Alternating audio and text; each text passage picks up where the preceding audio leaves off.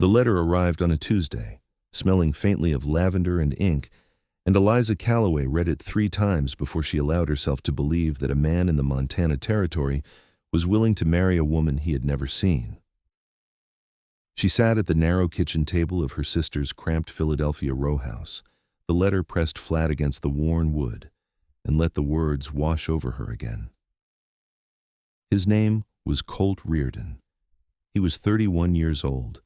He owned a cabin and 40 acres of good mountain land near a town called Harlan's Crossing in the Bitterroot Valley.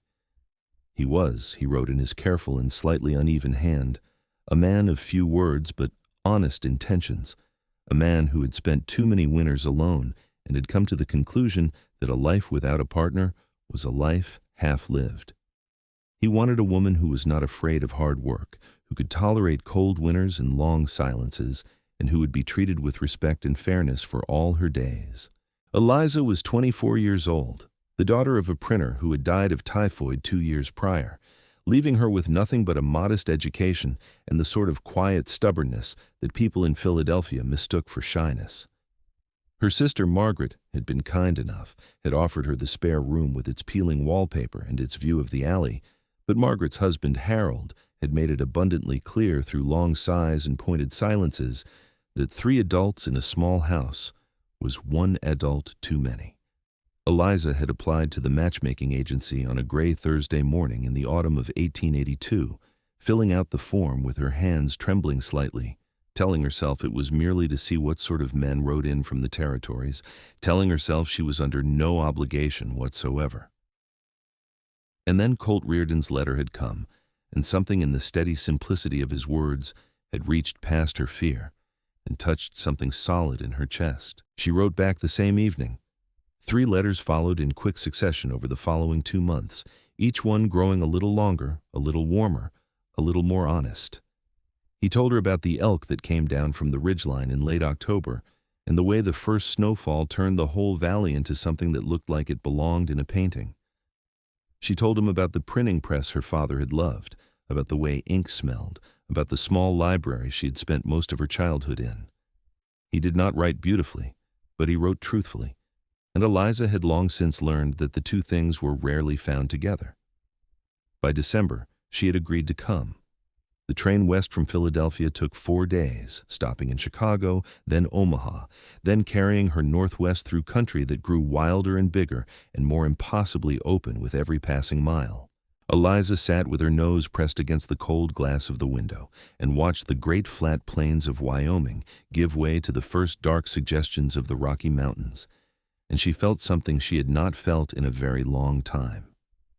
She felt the specific and terrifying thrill of not knowing what came next. She carried 2 trunks, one with her clothes and her few books, and one with the practical things the agency had recommended: a good wool blanket, a cast-iron skillet, 2 pairs of sturdy boots. She wore her best traveling dress, a deep blue wool with a high collar, and her mother's small pearl earrings, which she touched whenever she felt frightened, as though they were a kind of talisman. The last leg of the journey was by a stagecoach, a lurching, bone-rattling contraption that carried her through the Bitterroot Valley on a January morning that was so cold. The driver's breath came out in long white clouds, and the horses moved with a kind of careful, deliberate patience.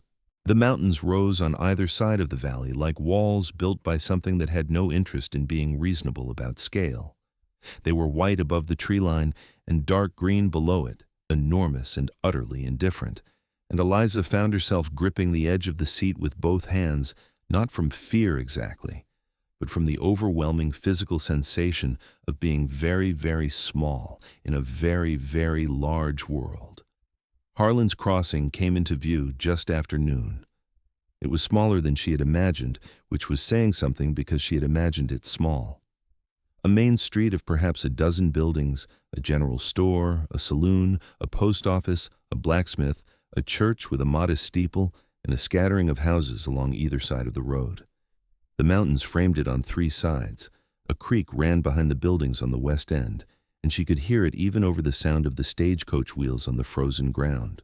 The driver pulled up in front of the post office and called out that this was the end of the line, and Eliza stepped down onto ground that was hard as iron and covered in a thin crust of old snow.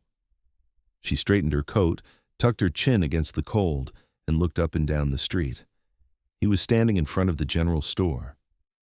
She knew it was him before she could have said why she knew it. He was tall, considerably taller than she had pictured, with the kind of breadth across the shoulders that comes from years of genuine physical labor rather than any fashionable exercise. He wore a heavy canvas coat lined with sheepskin, and his dark hair fell past the collar of it, thick and slightly curling at the ends, the way hair looks when a man cuts it himself when he remembers to. His jaw was dark, with several days of stubble. His eyes, when he met hers across the frozen street, were a shade of gray that reminded her of the sky right before the clouds opened up. He crossed the street in about 6 strides. "Miss Calloway," he said. His voice was low and even, the voice of a man who chose his words because he meant them. "Mr. Reardon," she said. They looked at each other for a moment, both of them doing the particular kind of math that people do when they are meeting someone important for the first time, measuring the reality of the person against the idea of them they have been carrying around. "You're younger than I expected," he said. "And you are larger," she said. Something moved at the corner of his mouth, not quite a smile, but the preliminary architecture of one. "Did you eat on the stage?" he asked. "A biscuit in Stevensville, approximately 4 hours ago." "Come on then," he said. He reached down without any particular ceremony and picked up both of her trunks, one in each hand, as though they weighed nothing at all. She noticed his hands then, broad and calloused and capable looking, the hands of a man who had built things. They had dinner at the boarding house, which was run by a woman named Dora Finch, who was about 60 years old and had the energy of someone half that age and the opinions of someone who had lived twice as long. She set a bowl of beef stew and fresh cornbread in front of Eliza with a warmth that felt like being wrapped in something heavy and comfortable, and she told Colt in a voice that made no pretense of being quiet that Miss Calloway was very pretty, and he ought not to mess this up. Colt looked at the table. "I am aware," he said. "Are you now?" Dora said. Eliza kept her eyes on her stew and felt the warmth in her face. They talked through dinner, carefully at first, testing the conversational waters the way you test the thickness of ice before you step out onto it. She asked him about the land, and his whole face shifted slightly, became more open, the way a door looks different when someone unlocks it.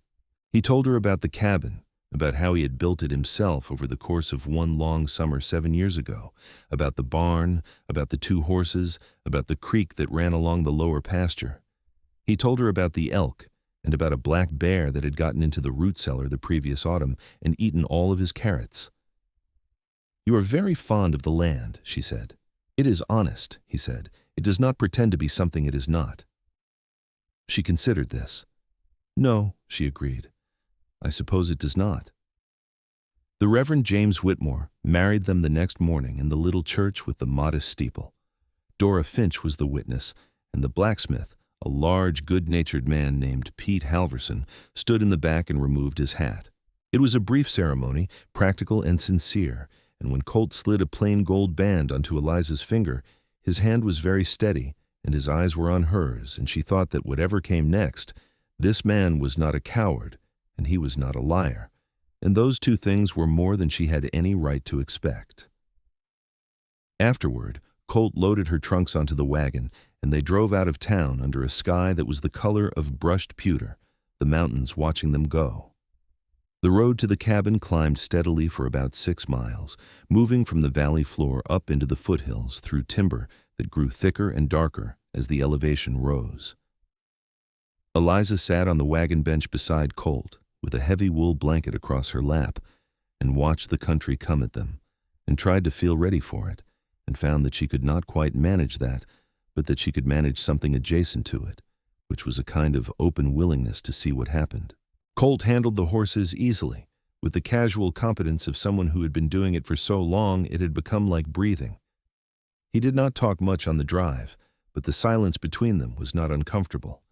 It was the silence of 2 people who have agreed, at least provisionally, to occupy the same space, and are taking the time to learn the dimensions of it. The cabin came into view around a bend in the road, and Eliza's first thought was that it was smaller than she had imagined, and her second thought, following immediately behind the first, was that it was exactly right. It sat in a clearing backed by a dense stand of ponderosa pine, solid and square, and chinked carefully against the cold, with a good stone chimney and a covered front porch and a barn set back about 30 yards to the east. A thin curl of smoke rose from the chimney because he had banked the fire before he left that morning, and the smell of wood smoke reached her before the wagon had fully stopped. He lifted her down from the wagon seat with both hands at her waist, and she was aware again of the sheer physical fact of him, the uncomplicated strength of his grip. He held her for only the necessary moment, but she felt the warmth of his hands through her coat, and when he set her down she stood for a moment and looked at the cabin and thought, with a kind of quiet astonishment, "This is home now." The inside was plain but not without care. He had scrubbed it, she could tell, in preparation for her arrival. The wooden floor was swept clean. The table by the window had a small jar with dried wildflowers in it, which must have been Dora Finch's doing because she could not quite imagine Colt Reardon stopping to gather wildflowers, and the bed in the back corner was made up with a quilt that had clearly been folded and smoothed with some deliberateness. There were shelves along one wall with his few books and his tools, and a good iron stove, and cast iron pots hanging from a beam, and a rocking chair near the fire that had been worn smooth with use. She walked to the window and looked out at the snow-covered meadow and the dark line of the trees beyond it, and the mountains rising behind everything, enormous and cold and beautiful. "It is very quiet," she said. "Yes," he said. He was standing near the door, watching her, and she wondered what he was looking for.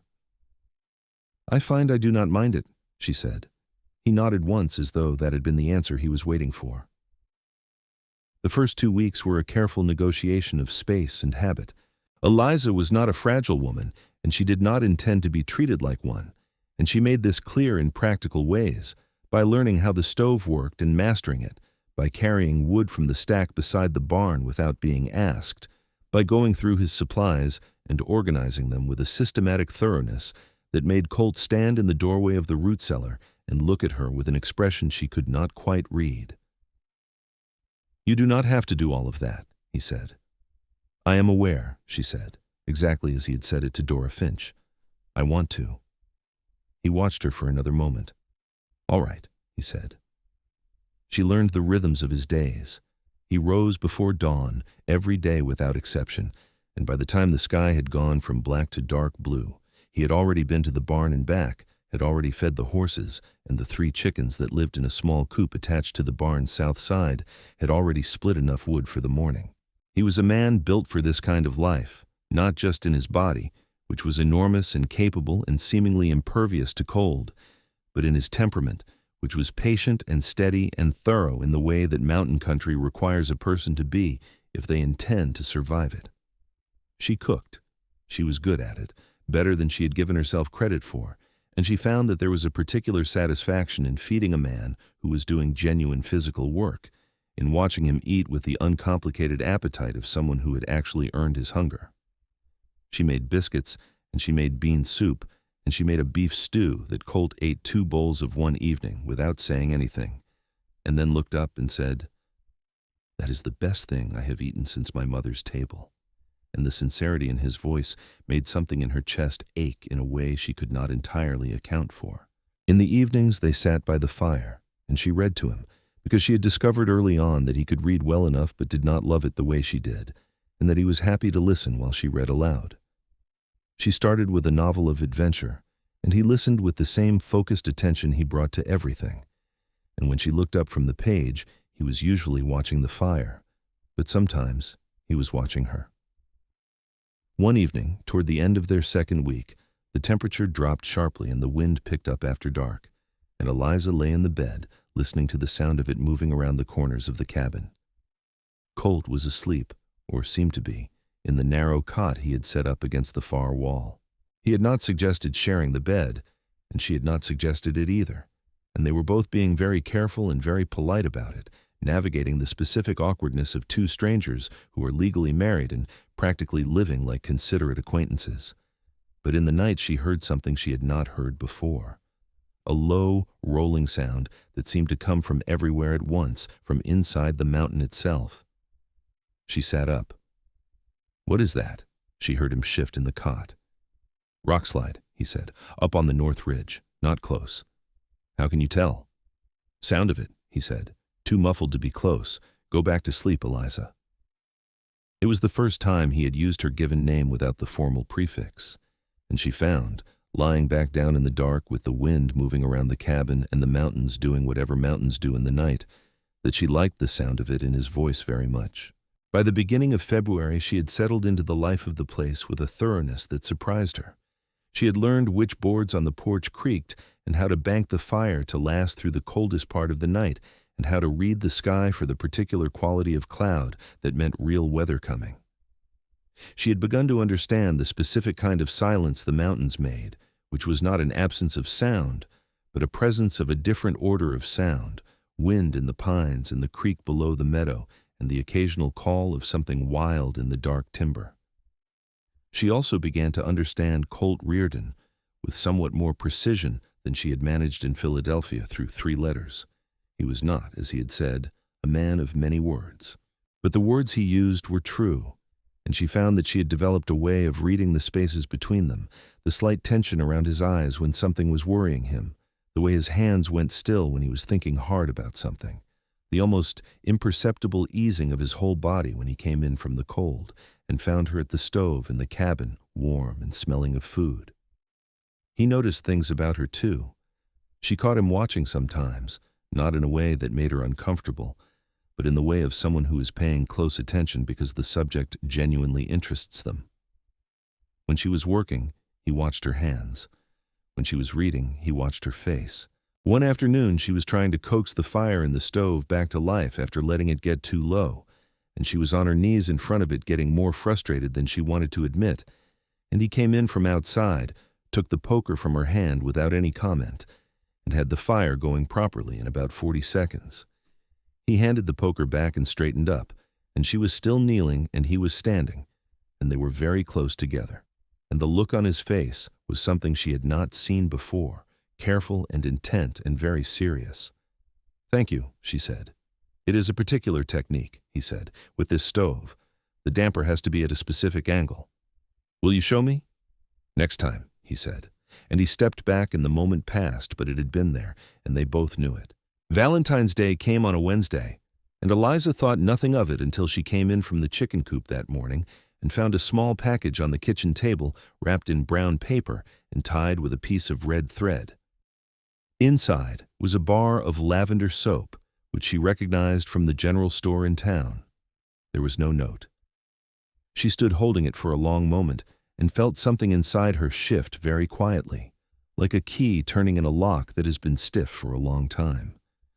When he came in for breakfast, she was at the stove, and she did not turn around right away. "Thank you," she said.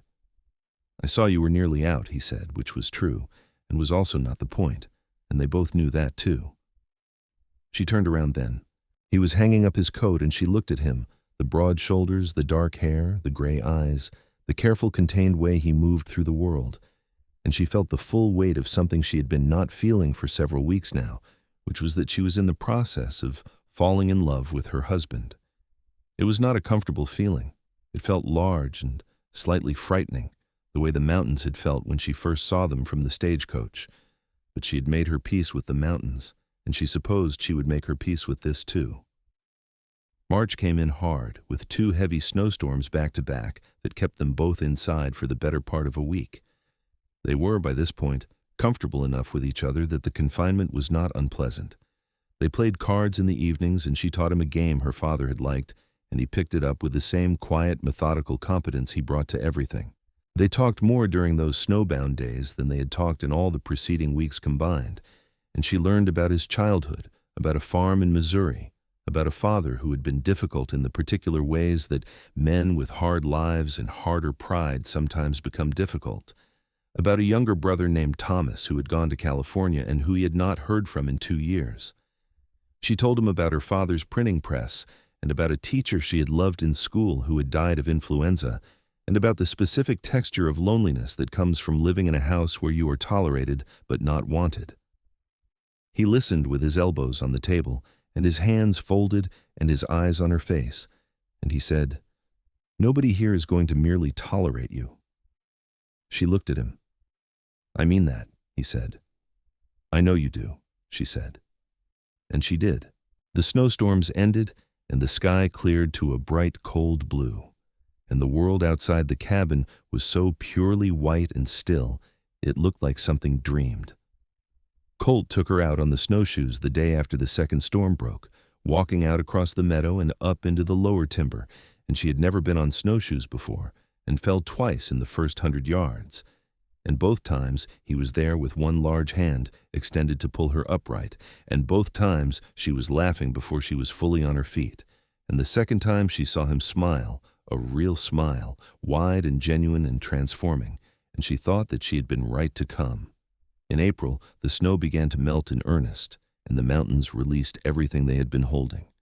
The creek behind the barn ran high and fast and icy cold, and the elk came back into the meadow in the mornings, and the first wildflowers appeared in the sheltered places near the south-facing banks. Eliza spent as much time outside as she could, learning the land the way she had learned the cabin, systematically and with genuine interest. And Colt showed her things, where the strawberries would come in June, where the deer made their crossings, where the fish ran in the lower creek.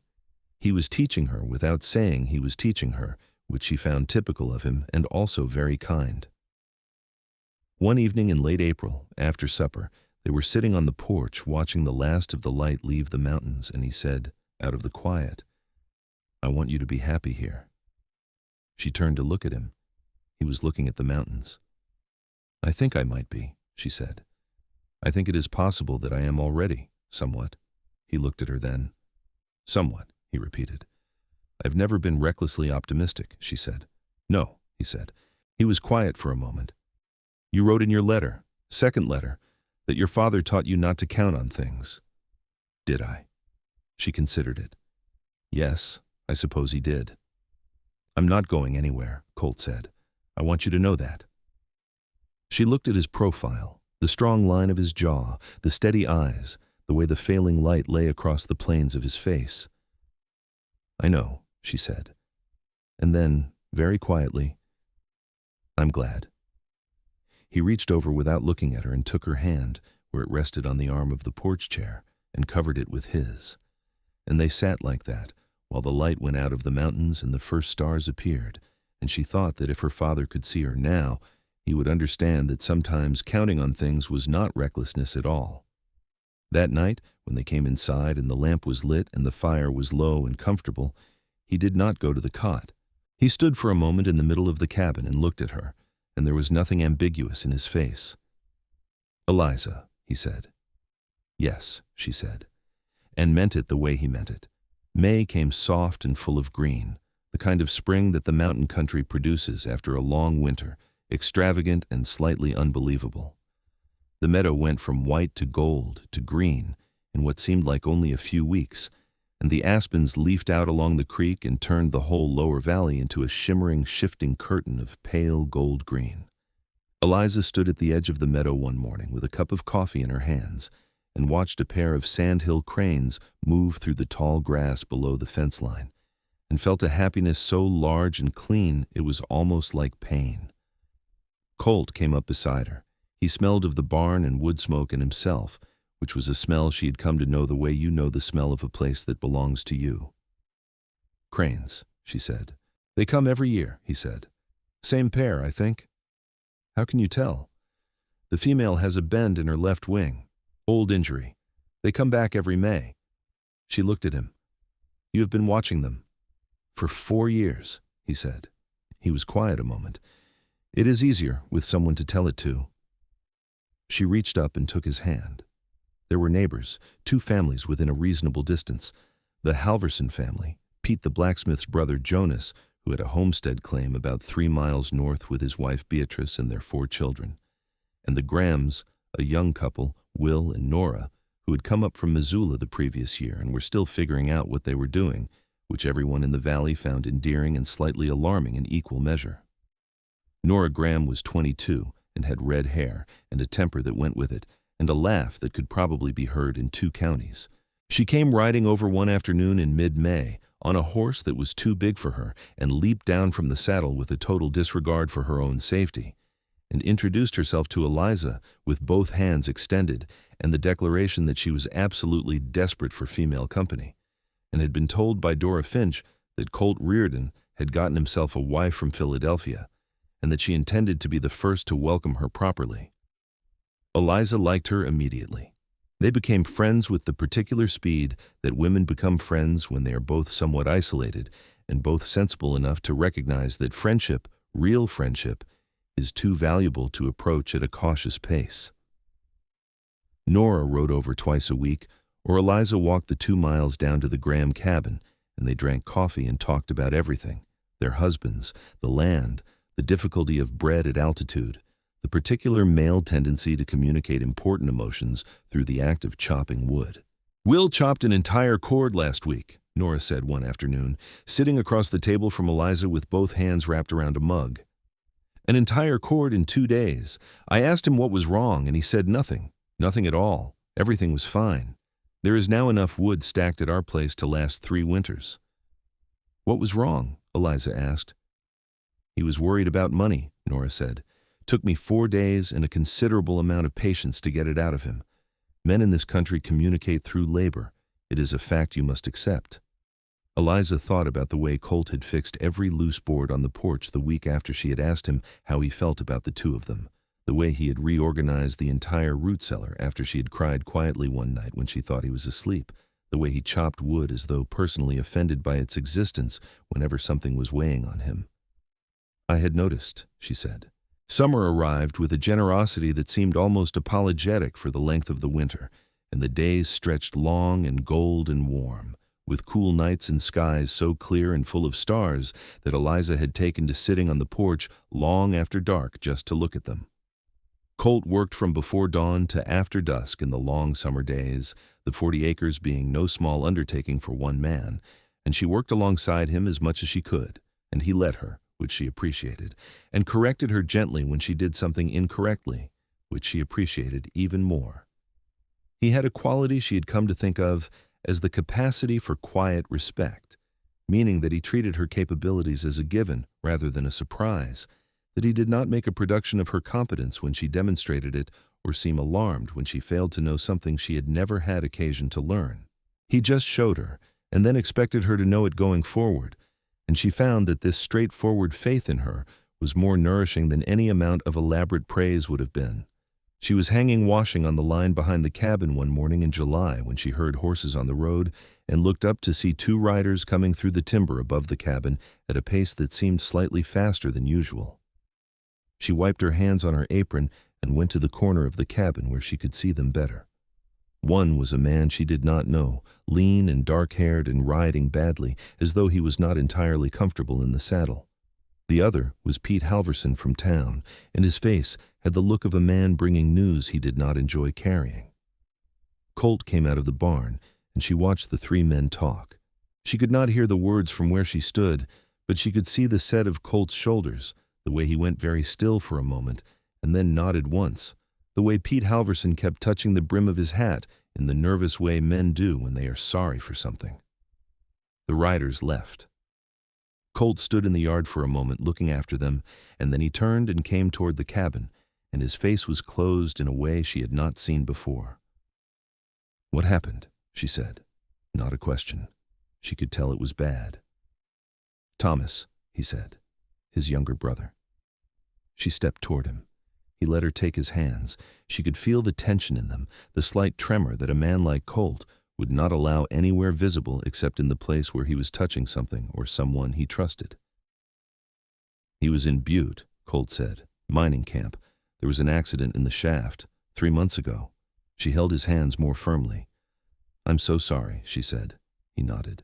He did not look away from her, which she understood was the closest he could come right now to letting himself feel it. He needed the anchor of her eyes. "He was 27, Colt said.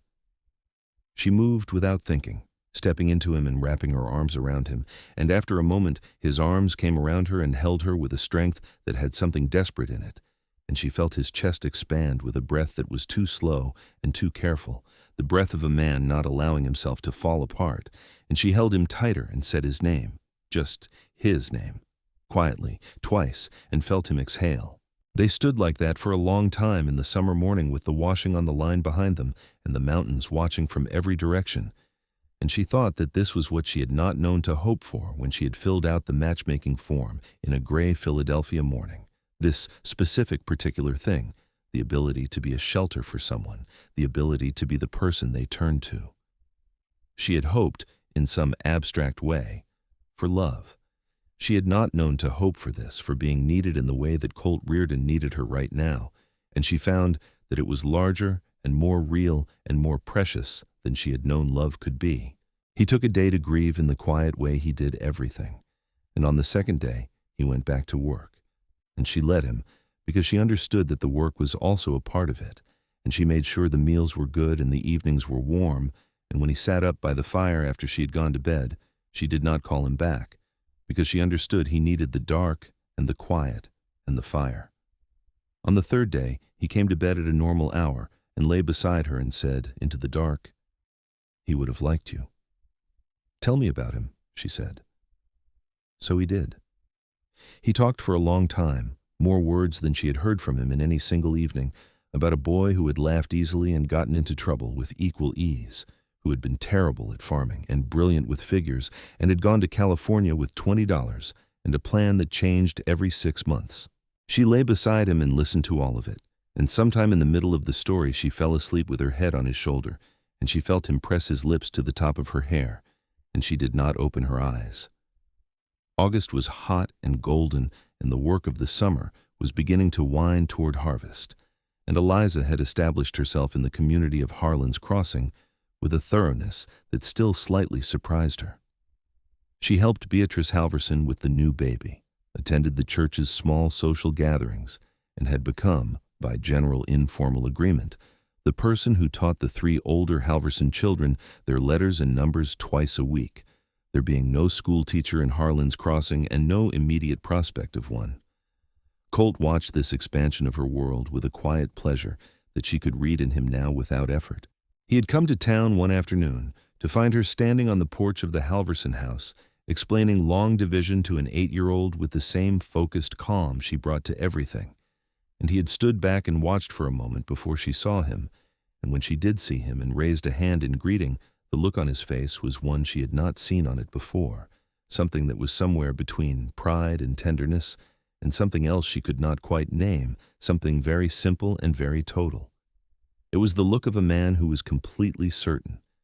She was more certain every day herself, but she was still her father's daughter and still not reckless about it, and she let the certainty build in her the way the summer had built, slowly and with the quality of inevitability, warming everything it touched. The storm came in September. There had been signs which Colt had read and she had learned to read alongside him, the pressure change, the particular restlessness in the animals, the way the light went a certain sick greenish yellow in the afternoon that had nothing to do with the sun setting. But the speed of it surprised even him. The clouds came over the northern mountains in the late afternoon like a wall being built by something enormous and angry, and by the time they had gotten the horses into the barn and the chickens secured and the shutters latched, the sky was the color of a bruise, and the wind had gone from a steady pressure to something that seemed intent on removing everything not nailed down. Eliza had been in the garden when the first true gust hit, a wall of cold air so sudden and so absolute that it knocked her sideways 2 steps and snatched the basket from her hands and sent it tumbling end over end across the yard. She grabbed at the garden fence and righted herself and looked up at the sky and felt the bottom of her stomach drop. She had seen storms in Philadelphia. She had seen the northeastern storms that came up the coast in winter and turned the city gray for days. She had never seen anything like what was happening above her right now. Colt was at her side in seconds, his hand at her arm, already moving them toward the cabin door. "Inside," he said, and his voice had the quality it got when he was not interested in discussion. They made it through the door as the first crack of thunder hit, not distant or warning thunder, but the kind that lands directly overhead and makes your bones vibrate, and Eliza heard herself make a sound that was not quite a scream but was adjacent to one, and then her hands were shaking and she was pressed back against the door. The next roll of thunder came immediately after the first, longer and deeper and somehow more personal feeling, as though the sky were speaking specifically to the occupants of this particular cabin. Colt moved to light the lamp. The first flash of lightning filled the room with a white so absolute it erased everything for an instant, and Eliza counted 1, 2, and then the thunder again, right on top of them, and this time she did not make a sound because the sound she wanted to make was too large for her throat. She was not, she told herself, a woman who was frightened of storms. But this was not, she discovered, merely a storm. This was a Montana September thunderstorm coming off the Bitterroot Range with the full weight of the mountains behind it, and it was a categorically different thing. She was at the center of the room when the next lightning hit, and she flinched so hard she stumbled, and the thunder that followed was so immediate and so enormous that for a confused second she thought something had struck the cabin. The lamp was lit now, and it shuddered in the blast wave of sound, and Eliza was standing with both arms wrapped around herself, she realized, her hands white-knuckled and trembling, and she was breathing in a way that was not entirely controlled. Colt turned from the lamp. He looked at her across the room, taking in the trembling, the locked arms, the breathing that was not quite right, and he crossed to her in 3 steps and without any preamble or commentary took her in his arms. She pressed her face against his chest. His arms came around her, both of them, one at her back and one at her shoulders, and he was so solid, so absolutely and completely solid, that the first true breath she had drawn since the storm hit came loose from her chest, and she felt some of the terror go out of her, not all of it, but enough. The thunder came again, massive and close, and she pressed herself harder against him and felt him hold her tighter without any fuss about it, just the immediate and instinctive tightening of his grip, his body between her and the sound, as though he could actually shield her from it, and part of her knew perfectly well that this was not how physics worked, and part of her did not care at all. "I have you," he said, low and close against her hair. Lightning. 1 second. Thunder, and she felt it go through the floor and up through his body and into hers. She drew in a sharp breath. "I have you," he said again. "It is not going to hurt you." "I know," she said into his shirt. "I know that logically." "Logically," he said, and she could feel the word in his chest. "My mother was afraid of storms," she said, slightly muffled. "She said it was the sound, that it was not about being struck. It was just the sound." "Yes," he said. He was still holding her with that steady, unhurried pressure, his hand moving very slowly up and down her back. "It's all right." The storm was overhead now, the lightning and the thunder so close together as to be almost simultaneous, and the rain had started, not the preliminary drops of a building storm, but the full delivered weight of it, hammering the roof and the shuttered windows and the ground outside with a force that was like being inside a waterfall. The wind was screaming in the chimney, and the whole cabin seemed to lean slightly against the pressure of it, though Colt had built it well, and it held. Eliza kept her face against his chest, and her hands fisted in his shirt, and felt the thunder move through both of them, and thought in a strange, clear way that there was nowhere in the world she would rather be. He held her.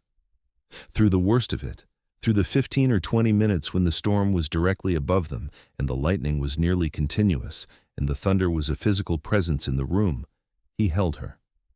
He did not tell her it was nothing, or that she should not be frightened. He did not try to distract her or make her feel foolish. He just held her, steadily and without any sign of impatience, his arms around her and his voice low and close whenever he spoke, which was not often, mostly her name, occasionally a brief sentence about the storm and how it was moving, giving her something to hold on to that was not just fear. Gradually, slowly, the lightning intervals lengthened. The thunder moved from directly above to somewhere slightly to the south, the diminishing intervals of time between flash and sound, measuring its retreat. The rain did not ease for a long time, but the quality of it changed, from violent to merely very heavy, and the wind backed down from a scream to a steady moan. Eliza became aware that she was still holding his shirt in both fists, and that her face had been pressed against his chest for what was probably a considerable amount of time, and she loosened her grip slowly and straightened up. He loosened his arms but did not let go of her entirely, one hand still at her back, and she looked up at him.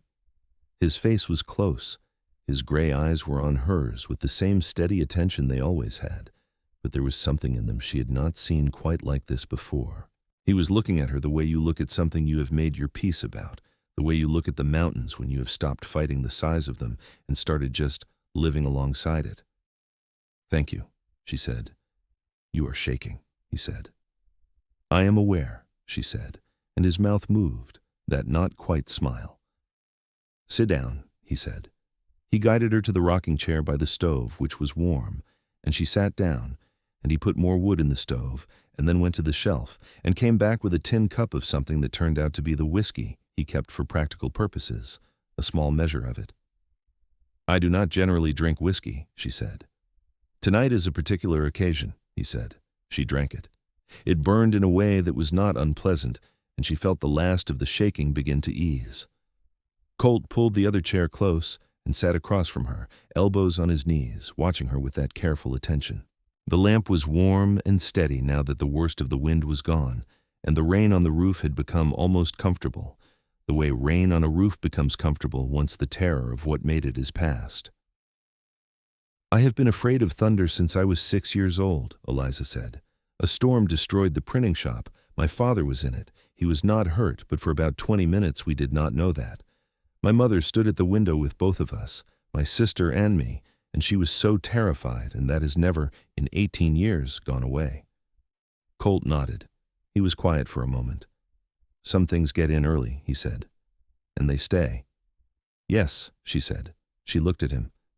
"You did not make me feel foolish." "Why would I?" he said. It was not a question. It was, "Some people," she said, "when a person is frightened of something that cannot actually hurt them, some people find it frustrating."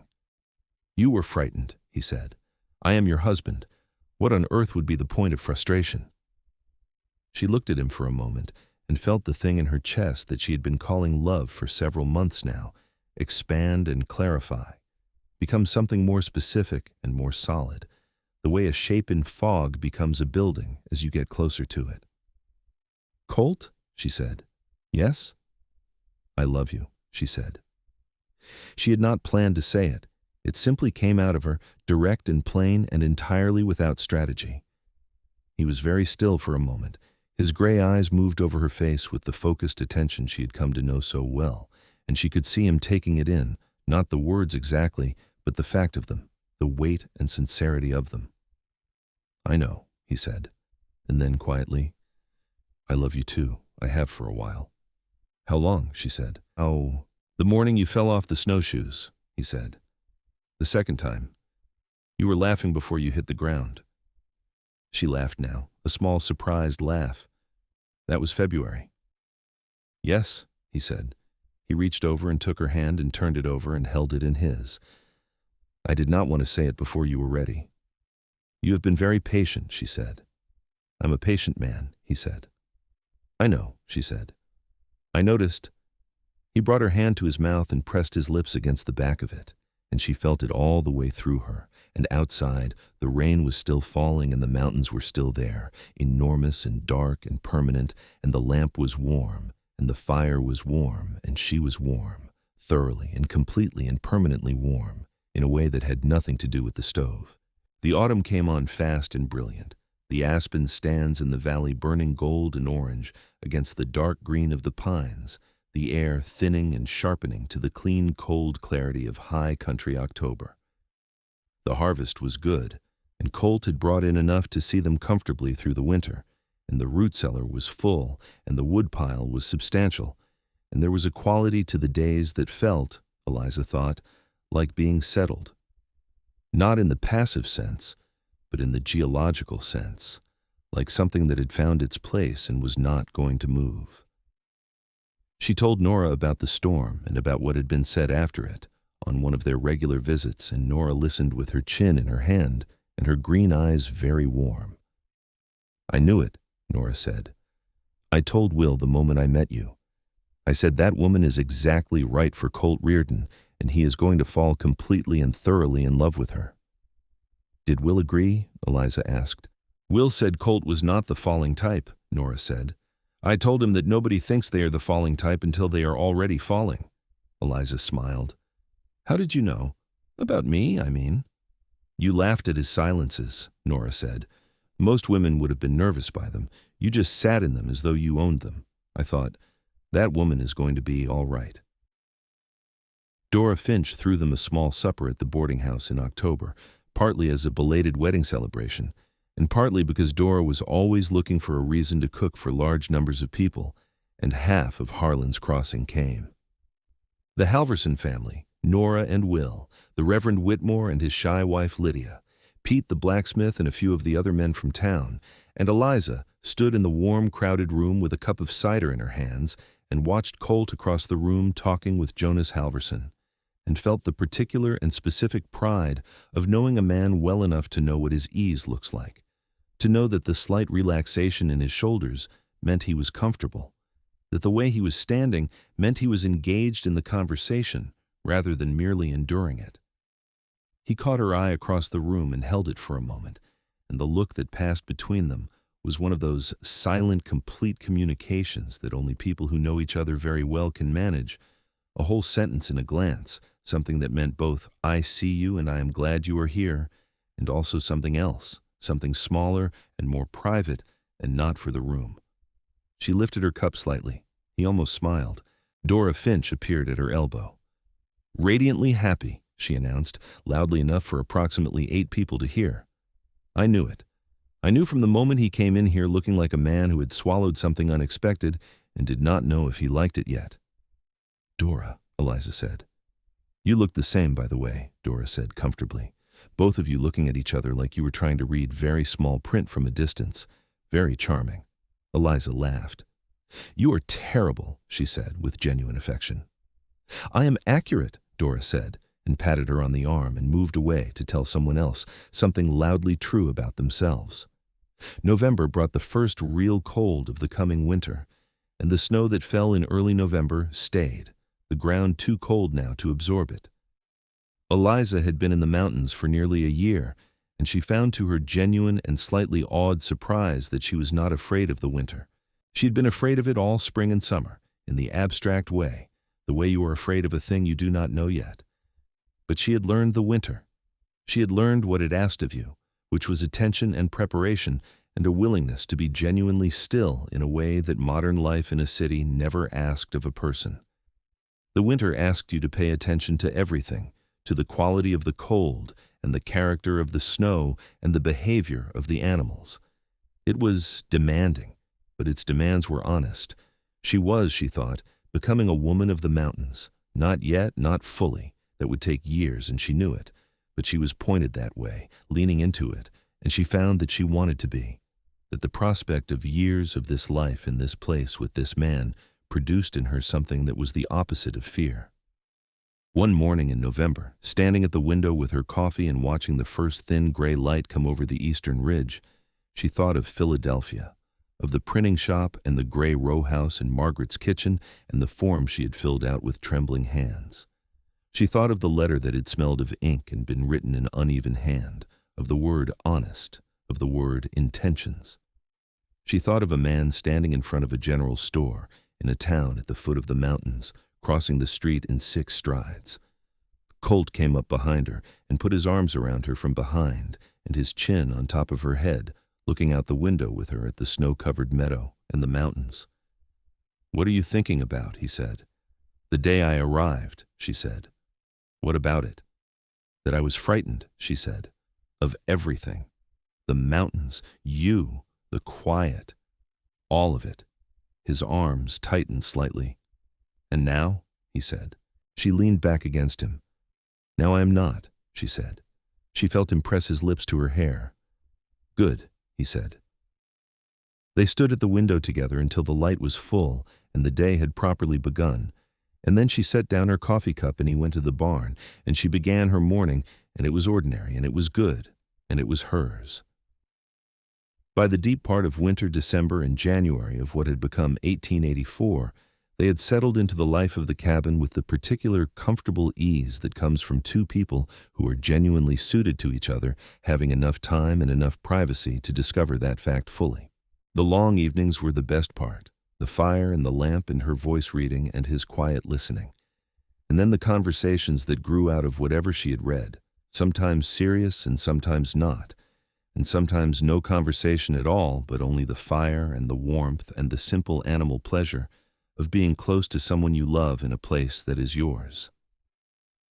She had begun to teach him more formally, not reading, which he could do, but the larger pleasure of it, the way a novel worked, what it was doing beneath the story itself.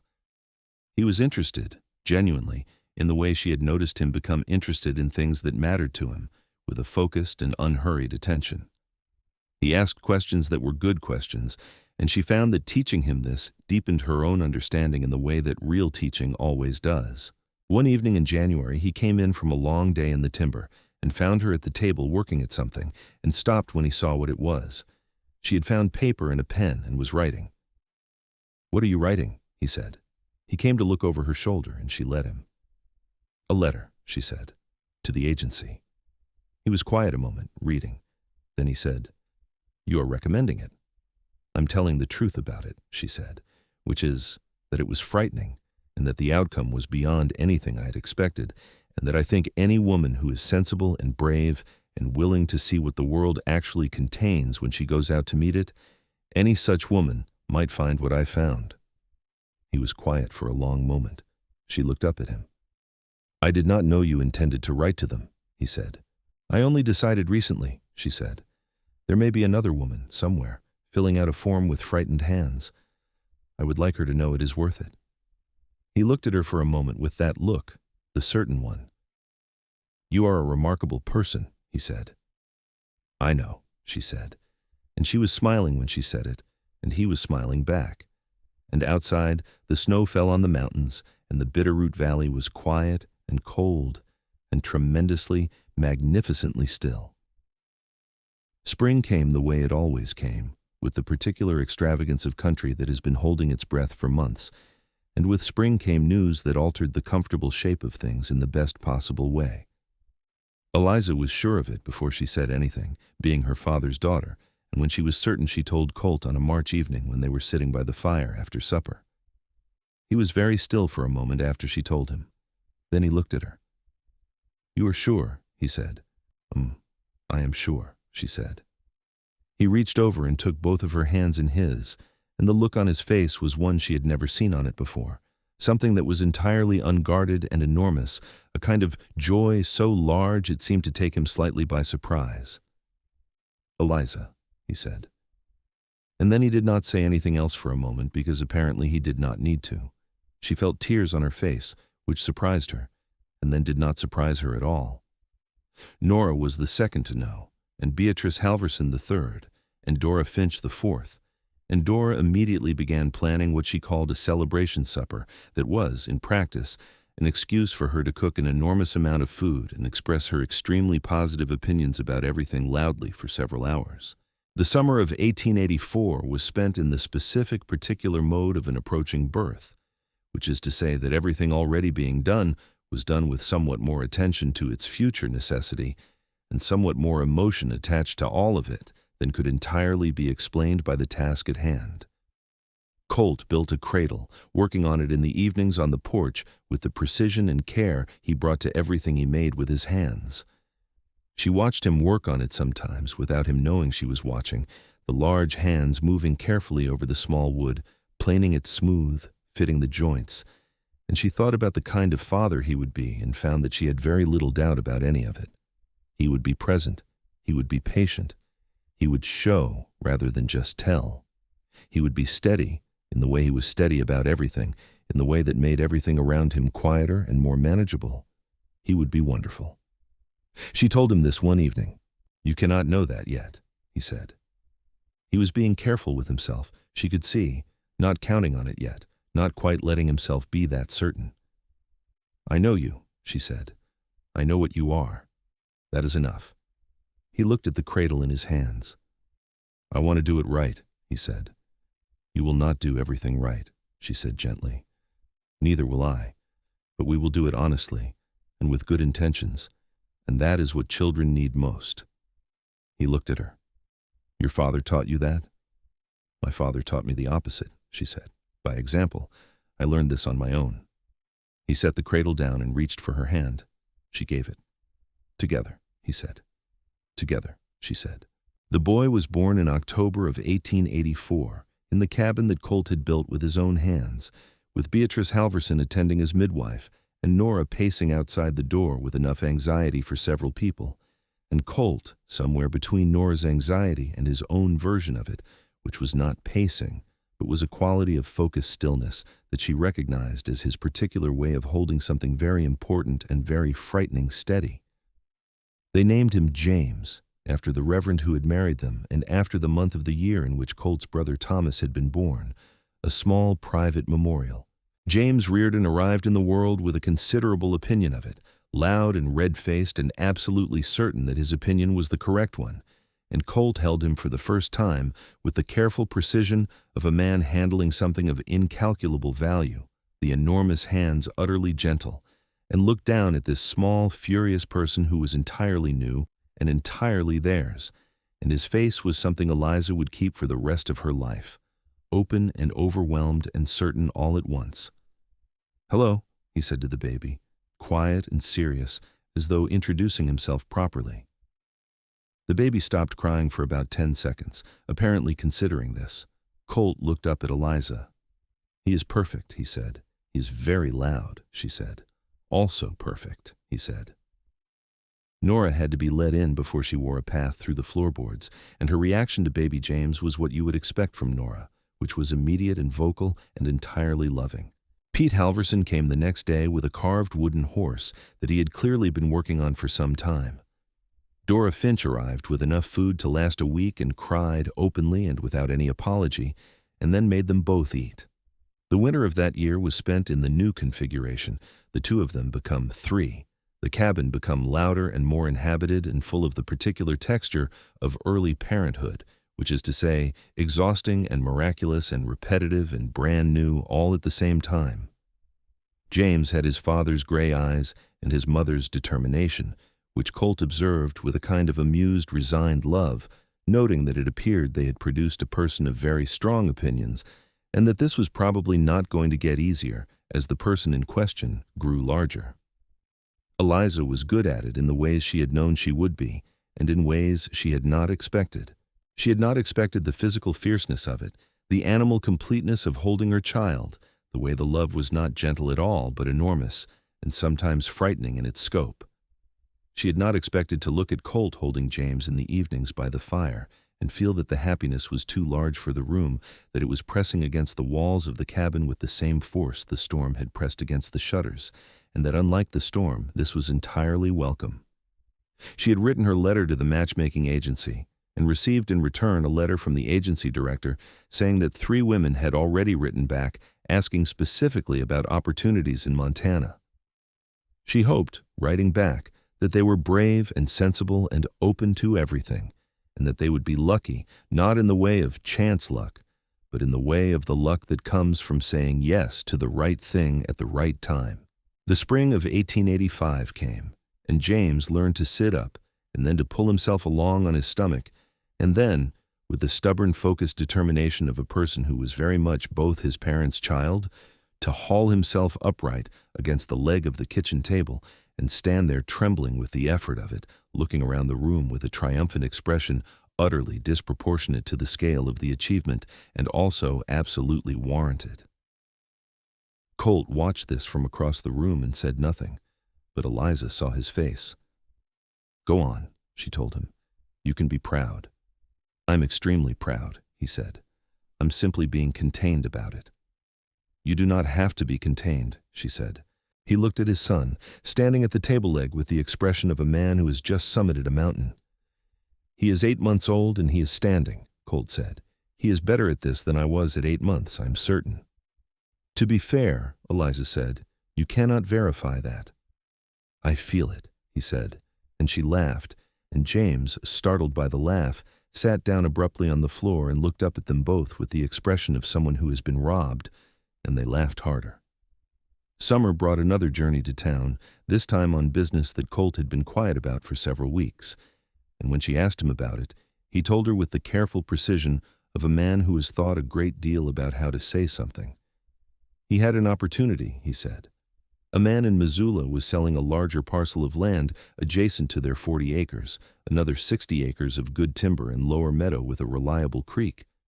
It was not cheap. It would take what they had saved and then some, and it would be several years of leaner winters and harder work before they were comfortable again. But, she said, she could see there was a but. But it is good land, he said, and James will need room. She looked at him. James is 8 months old. Yes, he said, but he will not always be. She thought about it for a moment, the specific and genuine pleasure of thinking about the future as though it were a manageable country, as though the map of it were readable, as though you could look at it and plan. What do you want to do? She asked. I want to buy it, he said, but it is both of ours, and I will not do it without you. She considered the 40 acres she knew, the meadow and the timber and the creek and the sound the elk made in the mornings. She thought about 60 more acres of that, and a boy who would grow up in it. Buy the land, she said. He nodded. All right, he said. He bought it in July, shaking hands with the man from Missoula in the lobby of the boarding house with Dora Finch standing nearby, providing a running commentary on the proceedings that neither man had asked for, and both men were too polite to stop. 100 acres now. The mountains on 3 sides, the valley below, the creek running through all of it like a continuous signature of the place, the particular and irreducible fact of it, their land, their life, their home. They rode back from town in the late afternoon, with James in a basket wedged carefully between them on the wagon seat and the mountains going gold in the western light, and Colt reached over with his free hand and covered hers where it rested on the seat, and she turned her hand over and held his. 100 acres, she said. 100 acres, he said. James, she said, looking at her son, who was looking at the mountains with the expression of someone who has decided this view is acceptable. You are going to have a very good life. James made a sound of apparent agreement and reached up to grab his father's thumb with both hands, which he had recently discovered was a fully satisfying activity. Colt looked down at him. Something moved across his face, quiet and enormous. Yes, he said to all of them, to none of them. Yes, we are. The autumn of 1885 brought another storm, the first large one since the September storm of the previous year, and this time Eliza stood at the window with James on her hip and watched it come over the northern mountains without the bottom of her stomach dropping, without the trembling that she had carried inside her for 18 years. She watched it the way Colt watched it, with attention and assessment. She read the speed of it, the quality of the cloud, the pressure she could feel in her ears and in the specific alertness of the horses in the pasture below. She was not, she thought, free of the old fear exactly. It was still there somewhere, the 6-year-old girl at the window with her mother. But she had something around it now, something she had built over 2 years of this life, and this man, and this mountain country that was large enough to hold the fear inside it without being overwhelmed by it. Colt came in from the barn and stopped when he saw her at the window. I know, she said. I already checked the chickens. The horses are in. The shutters on the east side need the latch checked. He looked at her.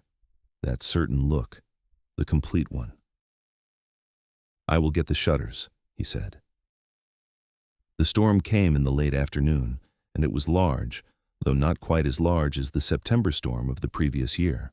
Thunder rolled in from the north, and the rain came down in sheets, and the lightning lit the mountains in pulses of white. Eliza sat by the fire with James in her lap reading to him, because he was too young to understand the words, but loved the sound of her voice, and the cabin was warm, and the fire was good, and she did not tremble.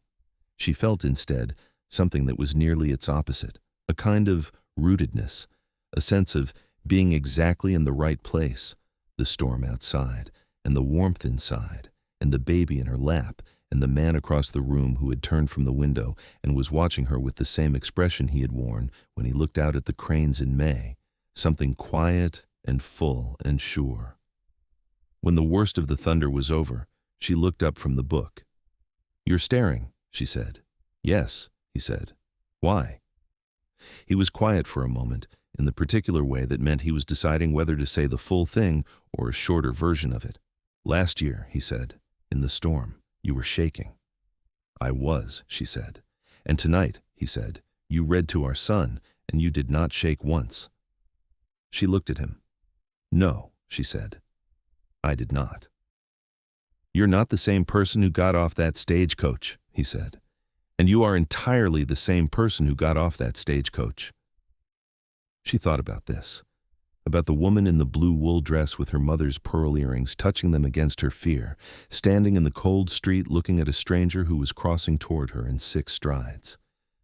"That is exactly right," she said. "Both things are true." He crossed the room and sat beside her on the settle by the fire, and James looked up at him with the expression of recognition and complete satisfaction that children produce when the exact right person enters the room, and reached up his hands. Colt picked him up with those large, careful hands, and the baby settled against his father's chest with the profound animal comfort of someone who has found their particular place in the world. And Colt put his arm around Eliza, and outside, the storm moved south and began its departure from the mountains.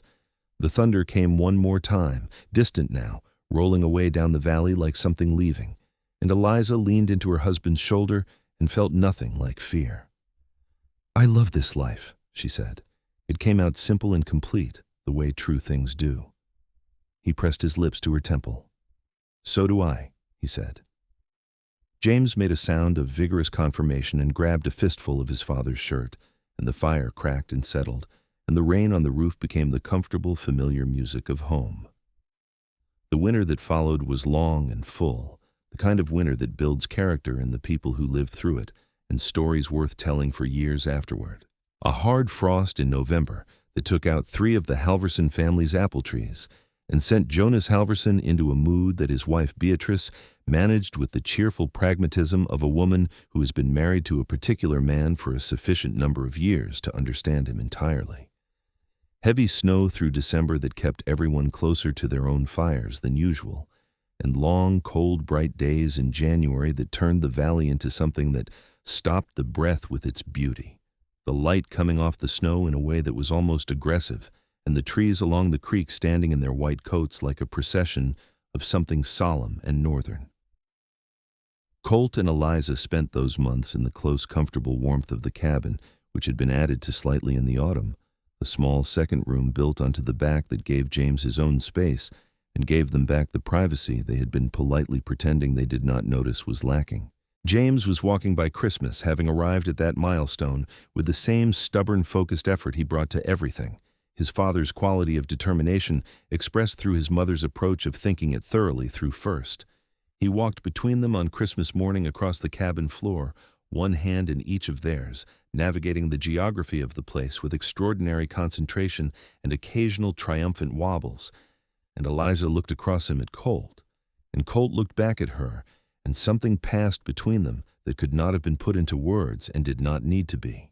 Reverend Whitmore came to dinner at the boarding house on Christmas Day, along with what seemed like most of the population of Harlan's Crossing, and Dora Finch cooked enough food to feed a reasonable army, and Nora Graham arrived flushed with cold and news, which was that she was expecting her own child in the summer, and promptly burst into tears about it, which she blamed on the cold and the elevation and the whiskey she had not actually had yet.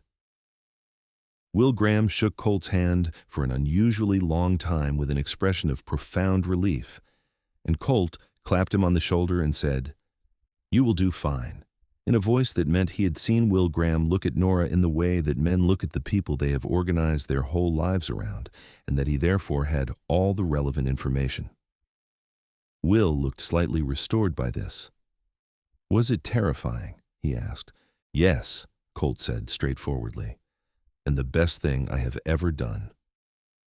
Eliza, who was standing near enough to hear this, found that she had to look away for a moment because the directness of it, said in his steady, even voice to a young man who needed to hear it, was the kind of thing that did something complicated to her chest. She found Nora at her elbow within about 30 seconds.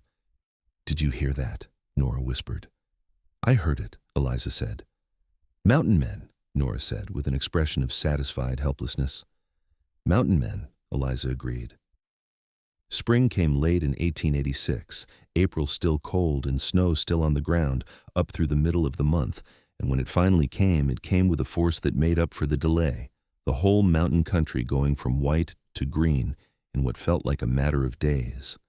The creek was high and fast and icy, running with the snowmelt, and Colt had spent 2 days reinforcing the lower fence line where the flooding threatened to take it. Eliza brought him lunch where he was working, picking her way along the bank with a basket over one arm and James on her other hip. And James was fascinated by the water and leaning toward it with the cheerful, suicidal curiosity of a 14-month-old. And Colt took him from her with one arm and set him against his shoulder and pointed at the water and said, "Fast today." And James said, with conviction, something that was approximately the word fast. It was the first real word, if you counted it, and they both counted it, and Eliza stood on the muddy creek bank with the melt-cold air in her face and her heart so full it seemed dangerous, and watched her son say his first real word to her husband above the sound of the rushing water, and thought that happiness, the real kind, was not a destination, but a quality of attention, a willingness to be fully inside the moment you were in. She had been afraid of so many things: the mountains, the silence, the storm. The man crossing the street toward her with 6 deliberate strides, the form she had filled out with trembling hands. She had been afraid of all of it, and she had done all of it, and it had turned out to be the whole of her life, which was better and larger and more real than anything she had known to want. That evening, after James was in his bed in the small back room, and the dishes were done and the fire was settled for the night, Colt came and stood behind her where she was finishing the letter she had begun earlier, another one to a woman she had been corresponding with, a woman named Alice in New York City who had written to her through the agency for advice, a woman who was frightened and sensible and considering the territory. He read over her shoulder. "You told her about the storm," he said. "Yes," she said. "What did you tell her?" She looked at what she had written. She had told Alice that the storms in the mountain country were something to be reckoned with, that she would not pretend otherwise, that there would be times when the sky came down on you and the thunder was so close it seemed personal, and the fear she had been carrying since childhood would be there, sharp and immediate. She had told her that there would also be someone beside her, that in this particular country, at this particular time, she had found that the men who chose the mountains were men who had made a fundamental decision to be honest with the world about what they were and what they wanted, and that this honesty extended to the people they loved, that she had been held through the worst storm of her life by a man who did not tell her the fear was wrong, but simply put himself between her and it and held on, that she had been afraid to come, that she would make the same choice without hesitation every day for the rest of her life. Colt was quiet for a moment after reading. She turned to look at him. "Is that true?" he said. "Every word," she said.